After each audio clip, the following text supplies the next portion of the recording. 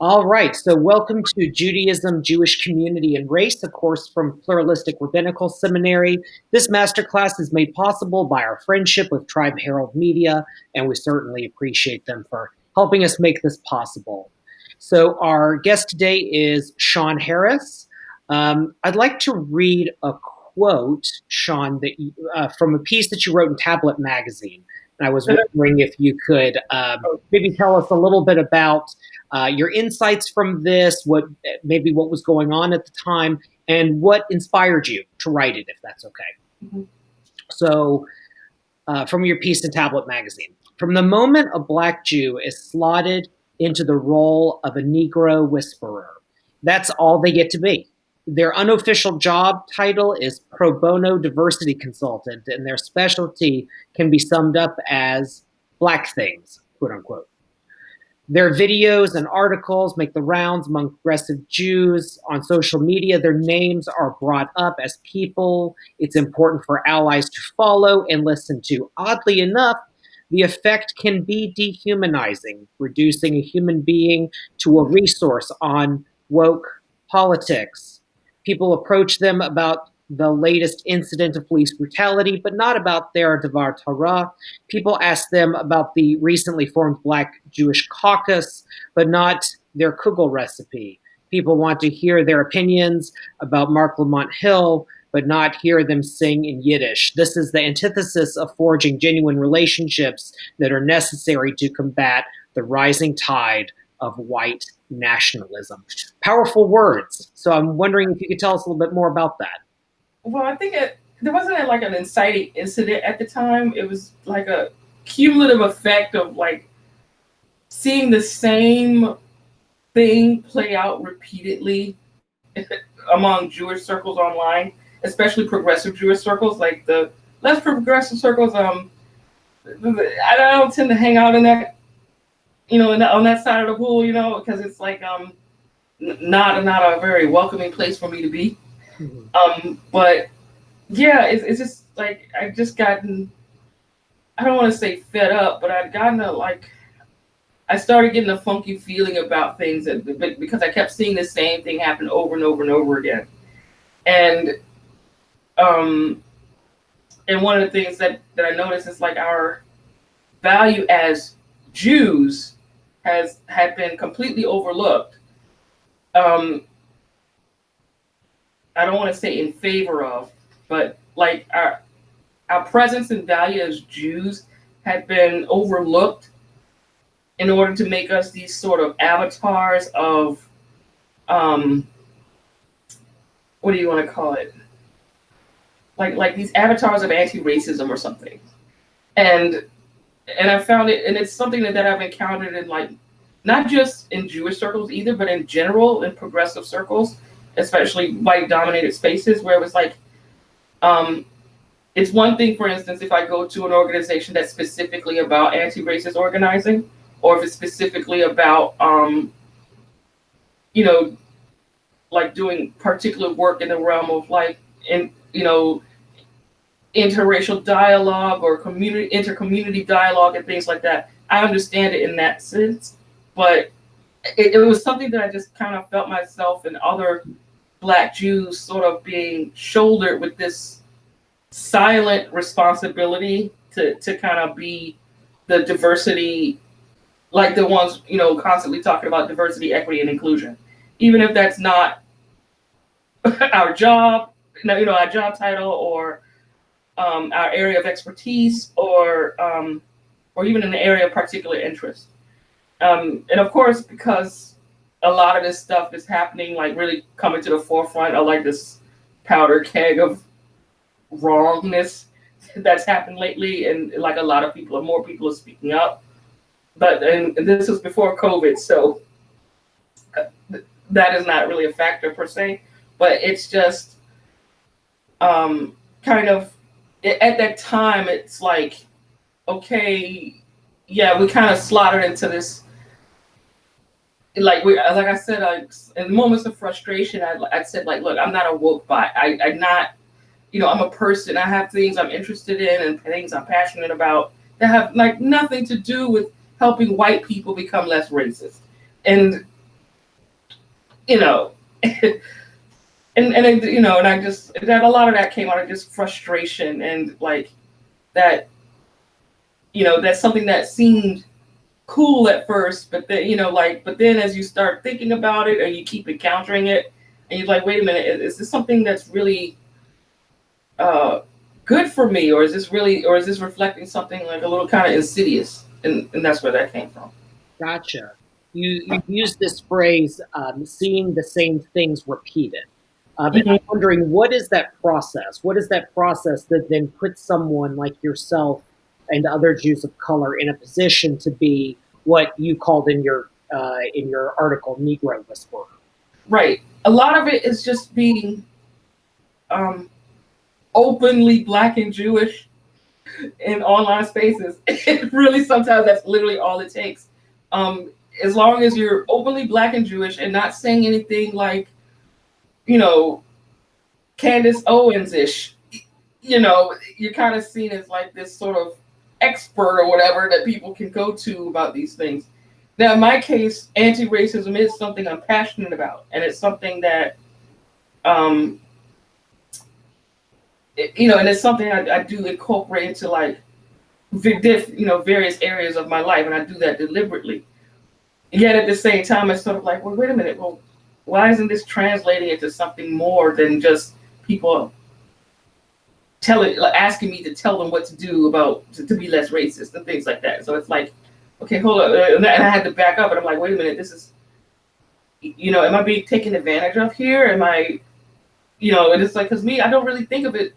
It's not the first thing I think of. It's like I see people who want help or want me to point them in a certain direction, and I just do that. But then it started seeming like, wait a minute, I'm just kind of, you know, I've become one of those important voices that, you know, you get told how important you are, but it just doesn't show up when it's time to really invest in that importance, so to speak. Where it's, and I don't just mean financially. It's like, okay, it's like when you go to a doctor or something, and it's like the doctor tells you, okay, they give you your diagnosis, and they tell you how to fix, you know, they tell you how to treat whatever is going on with you, and then it's sort of like, yeah, I'm not going to do that, but then you keep coming back with the same problem, and it's like, how many times do I have to tell you? I told you, you know. It's something like, it's sort of like that. It's like, okay, you're told that you value for your expertise, but you're not treated like an expert. Mm-hmm. Interesting. Yeah. So knowing that this interview and our course that we're doing on Judaism, Jewish community, and race is going to be for rabbinical students, future religious leaders, how do they deal with what I know would be potentially an inevitable pushback? And the inevitable pushback would be someone telling them, well, but if you don't call that person of color in the congregation and ask them what to do, you're ignoring them, right? Or you're ignoring the situation. So how do we deal with some of that? Honestly, you just have to, it's sort of like, there's no way I can say, okay, there's an argument you can say to shut them up, or there's a way to circumvent all that. It's like, you just have to have that firmness of purpose, I guess, where if you know that you are doing what you need to do to make these changes, or if you know that you are making these relationships and building these relationships, it's like sometimes the peanut gallery just doesn't matter. And then, yeah, some people are going to be critical, and they might be way off base. Yes, listen to them, but at the same time, you know, the work is the work, and you'll know, and you know if you're doing it or not. Mm-hmm. And, you know, and that's sometimes the best you can do. Now, if they're saying, well, and sometimes it does come up in this kind of way where it's like, well, have you considered reaching out to this person? And it's really like, no, I haven't considered it. And then the other person's like, look, I'm tired of people asking me about this. Right. And that's where I think I'm going with this, is how do you avoid, because the Jews of color make up about 15% of the American population, and the distribution is by no means even, right? Right. So New York, LA, San Francisco, And yeah, different places. If we're talking about Amarillo, Texas, I mean, that may be the Latinx community, but, Ohio, somewhere, fill in the blank. What do you do when something comes up? And there's that tension, I think, for white Jews of not wanting to put someone in a position where their only purpose is to be the person of color, but at the same time also knowing they can't, or I should say, they don't feel like they are in a position as a white person to know how to respond to something, how to communicate effectively, training that needs to be done. How would you suggest people balance that? I've rarely found people respond badly to being transparent. Just saying that it's something that you're struggling with, where it's like, on the one hand, I need to consult with people of color about this, but on the other hand, I don't want to put people of color on the spot where, they have to say yes or suffer some kind of social censure or something. And it's sometimes just being honest about that, yeah, and respecting that person's privacy, of course. It's like, don't bring it up like at the sermon. Right. Don't do that. But if you're talking with like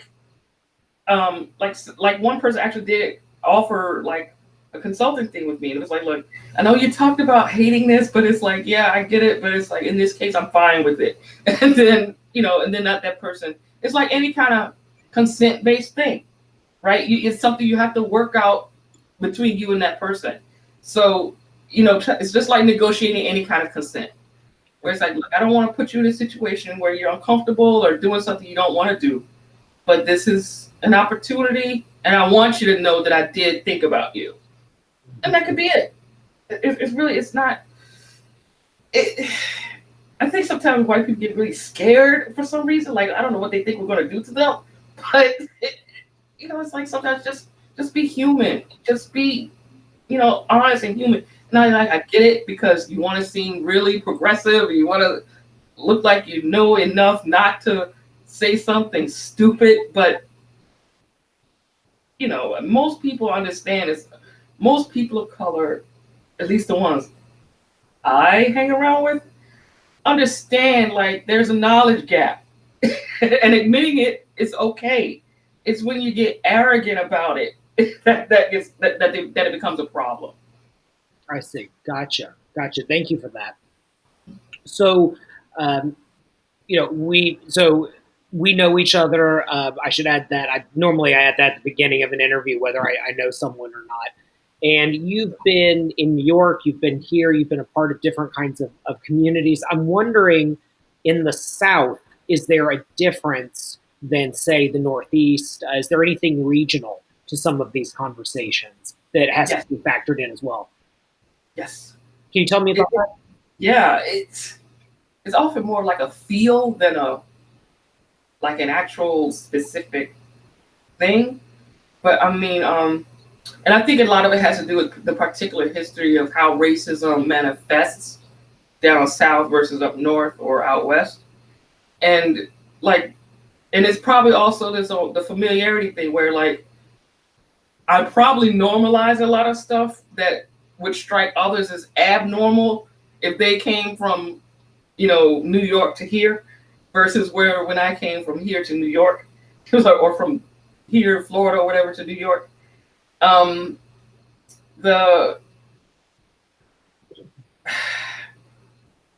feel like it's like in New York, it was, there are a lot of Jews of color, a lot. And there's also like a kind of anxiety, I guess, that's amongst, I don't want to say white Jews per se, because the whole whiteness, Jewishness conversation is much more complicated than people think it is. But let me just say, like, for the Jews who say that they're white, there's a kind of unspoken anxiety, and at least in New York, and there's a lot of there's a kind of tension there, especially between Black and Jewish, of course, because of the Crown Heights thing and decades of intra-community tension that's missing down. At least I don't want to say it's missing because that's probably wrong. That I didn't notice down south. Mm-hmm. And it's like, and I don't know how much of that has to do specifically with New York or just, specifically to do with like New York as a specific location, or if it's just like a general not, a general above the Mason-Dixon line kind of thing. Mm-hmm. So I'm not sure exactly how that plays, but yes, it feels very different. Okay, gotcha. You had told me that when you think about some of these questions, you think about it in terms of an intersectionality. Mm-hmm. Intersectionality and womanism. Can you tell me a little bit about that? Right. I'm going to give the correct definition of intersectionality because it comes up a few times among a certain corner of the online Jewish world in a disparaging way, and it comes up in a disparaging way based on a very skewed understanding of what it is. The way most people define it is where they act as if your marginalizations and your oppressions are additive, and the more you add together, the more oppressed you are, and the more valid your perspective is at any given conversation. That's not true. Intersectionality is a term coined by Kimberly Crenshaw that names the way that race, class, gender, and other oppressions combine in a way that gives rise to new forms of discrimination. That's the nutshell of it. There are papers about it. You can look up Kimberly Crenshaw on YouTube. She talks about it a lot. She's also on Twitter. So that's intersectionality. So it's like, I can't untether, for instance, my Blackness from my womanhood. I exist in the world as a Black woman, no matter where I go. And the specific ways that, say, anti-Blackness and misogyny coincide to create new ways of being able to discriminate against me. And that is what intersectionality was created to draw attention to. And womanism was a term created by Alice Walker. And yes, I will say I know about her anti-Semitic rant that she did some last year or something. It was not a nice look for her. I am well aware of that. But womanism itself is the name that she came up with that meant to see, how do I say this? Meant to celebrate Black and brown womanhood. It's it's not just excuse me, it's not just political, it's social, it's a very holistic term. It's like the embrace of the whole of Black womanhood, the whole of brown womanhood, and women, and the relationships with other women, and relationships with men, relationships with the communities that she's part of, and so on and so forth. And it's it's the way it's described is like womanism is to feminism as purple is to lavender. So it's a much more it's not just Black feminism, it's a much more all-encompassing way of looking at it, if you know what I'm saying. It's not purely political. It's a very holistic understanding of Black womanhood. Got it. I'm curious, I want to go back to what you were talking about with intersectionality, because there is a criticism of intersectionality, and this phrase that I heard was oppression Olympics, meaning, Right. How many things can you add? And I'll very quickly tell a story, which was that when we were first developing Pluralistic Rabbinical Seminary, we wanted to get the word out a little bit about sort of what we were doing and try to build a faculty and all of that. And we had a reporter actually say to us, well, there's no story here. There's nothing that we can talk about, even though we gave press releases and things like that. The person said, there's really no story here, but we did notice on your website a person of color, a woman of color, who was one of the educators, and we would be willing to interview that person as basically a way of talking about you, but we want specifically to talk about them and because they are a woman of color, and that's the real story. The real story is that person, and that was a very kind of strange thing that it almost felt like we didn't have a story as an organization, as a new community, all of these other things, unless we had someone of color who could then almost vouch for us, or that we weren't interesting unless we could find someone who had enough intersectional, as you mentioned, the incorrect understanding of intersectional, boxes to tick, and that somehow validated us. So I thought that was a very interesting moment. It made me realize if I didn't know, not to the degree you do, since this is your lens, but a better working understanding of what intersectionality is, I could easily see myself being the angry white guy who says, like, oh, like what we're doing for the LGBT community and what we're doing for people who can't afford to go for 5 years and spend 180 grand on medical school, none of that matters. But if there's a person of color, then that's the story. And I could see where some of that weird white resentment comes from. Do you have any thoughts on this sort of misuse, misdefinition, as you mentioned with intersectionality? Yeah, for the most part, it hurts women of color. Tell us about that.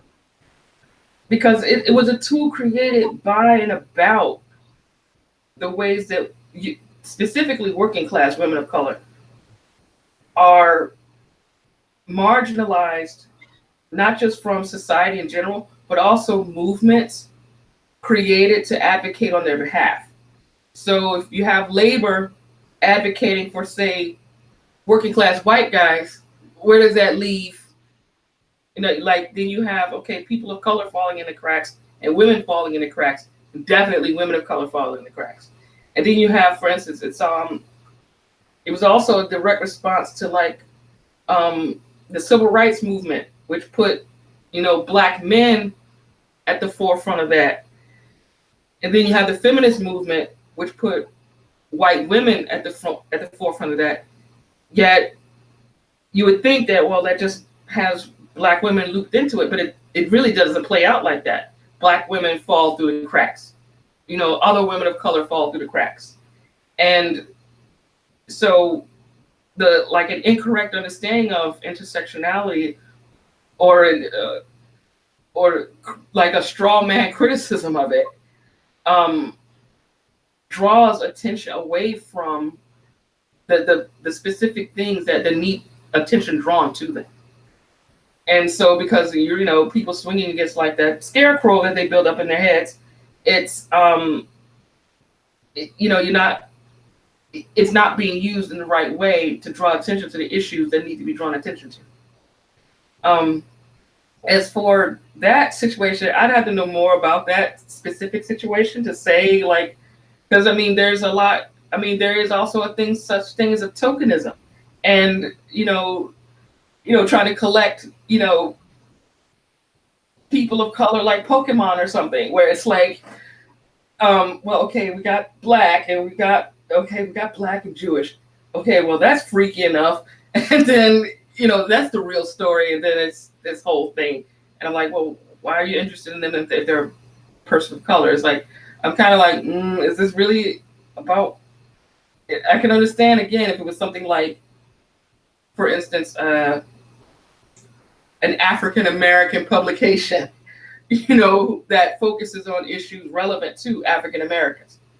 Okay, I can understand that. Like, we're talking about Jet Magazine or Ebony or, Essence or something. It's like, okay, I get you.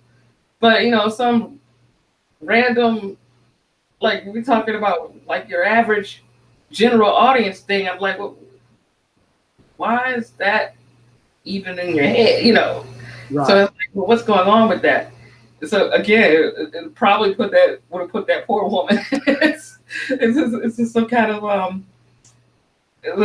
messed up situation, unless it was like a publication specifically about, you know, people of color, you know, specifically for people of color. Which which it very much was not. It was not at all.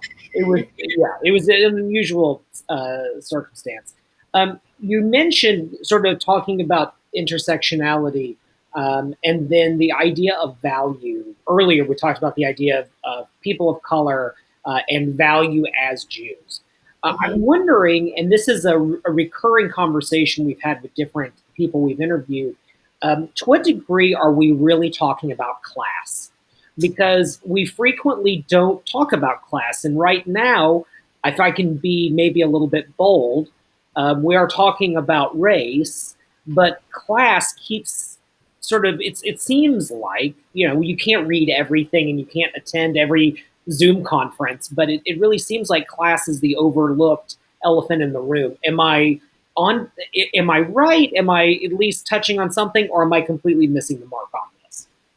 Yes and no. Okay, tell me about that. In America, class is inextricably tied to race. It's just Black people and like people of color have not come far enough in this country where the class stratification that's definitely here is able to be extricated from race.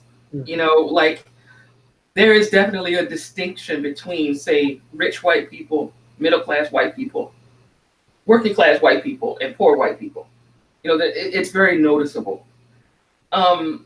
Unfortunately, like for instance, consider the welfare queens that Ronald Reagan, you know, it's sort of like, well, what are you talking about, welfare queens? I don't know anybody. I didn't know anybody like that. But apparently it was a big thing in the Black community. So it's just like we racialize class and we class race. So poverty looks like people of color, and people of color are automatically poor. So it's again, it's like you can't really extricate the two. I think in general, there's a couple of things going on. I think there's something that's distinctly American, and then there's something that I feel distinctly American Jewish. The distinctly American thing is like we like to pretend that class doesn't exist here. We like to pretend that, you know, every person on the street is a potential millionaire or a potential billionaire. Like everybody is Jeff Bezos in the making, or, you know, everybody is could be Mark Zuckerberg one day, and we don't, you know, and we don't, you know, the class stratification is sort of like it's clearly there, but we pretend it's not. And so that's how you get things like people always ask me, why are they always voting against their own class interests? It's that's why. It's like they don't see themselves necessarily as members of a group of people linked by class. They just see themselves as, well, maybe one day, if I work hard enough, here comes that puritanical thing here. If I work hard enough, I can be that successful. And it's like, all the studies say unlikely. But and it's the same thing now with the American Jewish situation. It's like you have that willful blindness to class, but yet there's also a strong philanthropic tradition. And there's the assumption that that all Jews are upper middle class and up. Like all Jews have a certain amount of come from a certain tax bracket. I put it that way. And which is odd because there have been studies about it, and I think it was, depending on where you live, as much as 20-30% of Jewish people living at or below the poverty line. So it just, and then, you know, people, they want, you know, of course they want your, then of course you get, you know, requests to help and donate to this and donate. And it's like, I'm struggling here. And then you have, for instance, you can tell by the kind of policies that they come up with, where it's like, it's not built to be accessible to working class people from the get-go. You have to beg for a favor to be given I won't say preferential treatment, but you have to kind of grovel a bit to get a special exemption to the normal cost of Jewish living. And that whether it's, you know, synagogue dues or Hebrew school or daycare or whatever, and it's like, and I try to explain this to people, it's like, that's humiliating. But this whole idea, like, that poor and working class people deserve dignity, is kind of like, huh, what? I don't understand. Why is that such a big deal? It's like, in our culture, talking about our finances is deeply private. It's, you know, and, you know, we don't want to talk about class. We're embarrassed to talk about money. And yet everybody wants more of it from us. So it's like, this whole, like, this toxic stew surrounding class. And I think, me personally, I would like to see more structural change in that regard. But yeah. When you say structural change, how do you mean? What does that look like in your mind? I have no idea, because I haven't seen a model that works where, for instance, the synagogues of the future, that, okay, they might have pay what you can or pay what you will or whatever, where it's, on the one hand, not just accessible, but like built with poor and working class Jews in mind, where it's not like, well, okay, we're going to assume you're upper middle class and above, and if you're not, then we're going to, you know, make you apply for an exemption or something. It was something like that, where we're going to just put the problem under the table instead of putting the problem like right out front and center. And dealing with it and structuring the finances around that, or structuring the organization around that. So it's like, well, I don't know of a model that works like that. I haven't seen it yet, but who knows? And then there's also that fact that money, like, you know, we have this thing where a lot of our organizations are effectively run by major donors. Not because the major donors, like, I'm not saying they're bad people or anything like that. It's just the nature of how money works in this society, where if you have more of it and you pay more of it, you get more of what you want. So I don't know how to change that. It's like I'd have to sit down with a Marxist or something, or figure out, like, how do we socialize Jewish communal living and figure it out from there, because I kind of, it's not that I think it's impossible, it's just we haven't seen it yet. Yeah, and one of the problems is that over time, you're eventually going to run out of other people's money, right? You know, because if you have the major donor system, then you have all the strings attached that go with that, right, from the top down. If you have from a grassroots, if you have from a bottom up, in theory, you have more sort of local control way of thinking of things, a more community control. But then it means that the more you want the community to be able to do, the more funds you need. So that's more pressure on people to give. So it's, do you press down from the top, or do you press the bottom, right? To where working class people, no matter what they do, they will never be able on their own to raise the money to do, you know, fill in the blank. And that eventually, you know, you think about what it costs for a synagogue. So it's a building and it's people. That's 80, 90% of it is buildings and people. You get rid of a building, that's easy. Rent doesn't actually cost much. You do things in people's homes, but then you have the people component. So how many people do you get rid of in order to make it cheaper? And do you find yourself in a position where you're eventually just undercutting yourself budget after budget after budget until the community evaporates. So it's kind of I agree with you 100,000%. I think your assessment is perfect. That how do you'd have to sit down with someone and try and come up with a new way of thinking about it. So, okay, fantastic. So I'm wondering if you have any recommendations. Now, obviously, what you said in your article, I think is important of do not tokenize people in the community, right? Because you have that, Asian American Jew or you have that African American Jew in the community doesn't mean that they are responsible for being the sole educator. So I'm wondering, are there websites, trainings, books, podcasts, things that you like that can be options for people? Right. Off the top of my head, if you really want to talk about Jews of color and the like, there's TribeHerald Media, which is a new publication for by and for Jews of color. There's Jews in All Hues. There's the Jewish Multiracial Network. There's Bechol Lashon. And there's the Jews of Color. I think it was called the Jews of Color Field Building Initiative, which is now, I think, called the Jews of Color Initiative. And they do some really important work, and I want to explain it a bit because it's something a little off the beaten path. So what they do is that they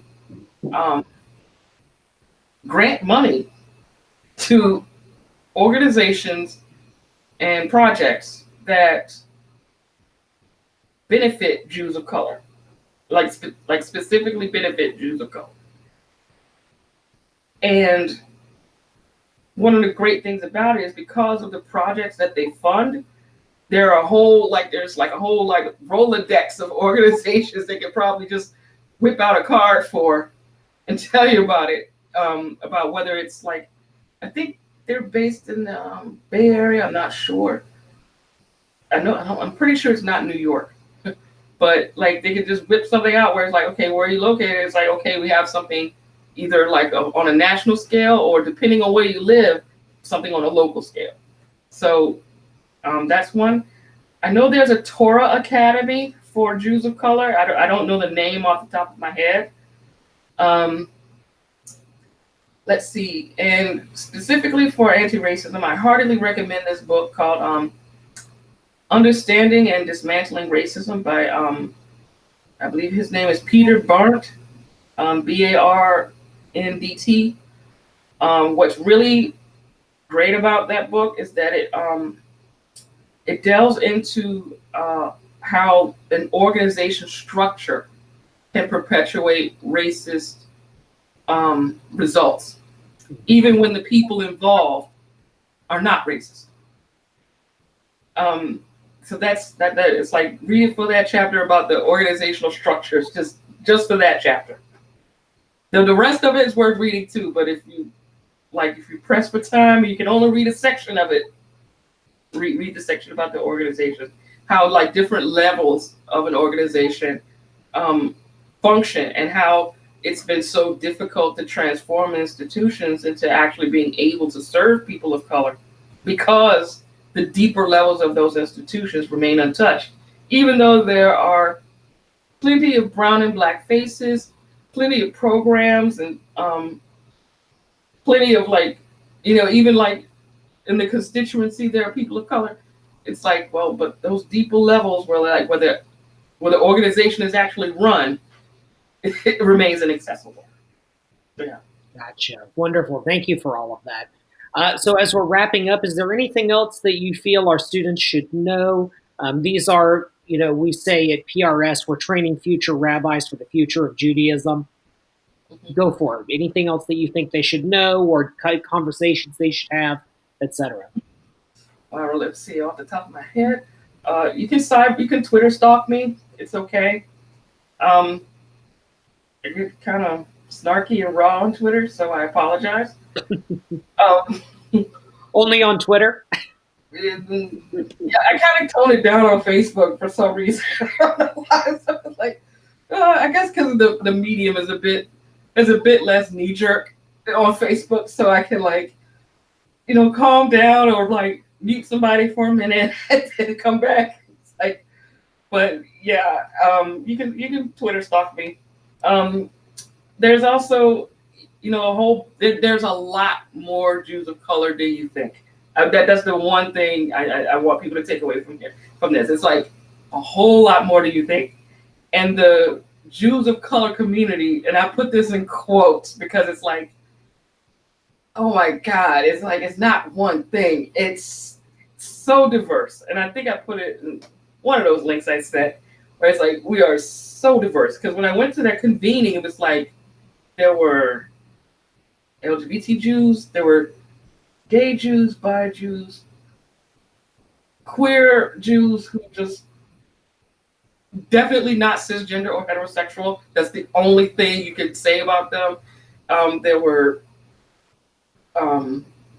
trans Jews, non-binary Jews, immigrant Jews, like Jews of all races and ethnicities, and it's like in that crowded in that one space, like it'd be a COVID nightmare today, but in that space it was like it was like almost standing room only, and it's like yeah, like just like like I said, it's like be wary of the single story, be wary of the tokenizing, where it's like this where Jews of color is like this monolith. We're not.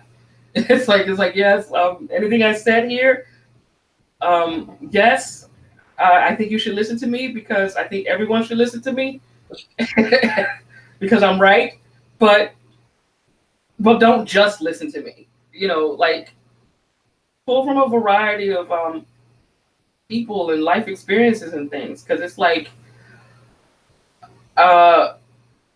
it's just there's no way one person can encompass all that. This is no way.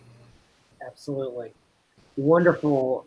So Shawn C. Harris is a Black Jewish author and playwright who designs interactive Jewish learning activities. You can find Shawn online in several different places. And if you are watching this interview after COVID has been wiped off the face of the earth, God willing, science willing, you can also find Shawn in some pretty cool places in Richmond, Virginia. So, Shawn, thank you very much for your time. I really appreciate learning from you.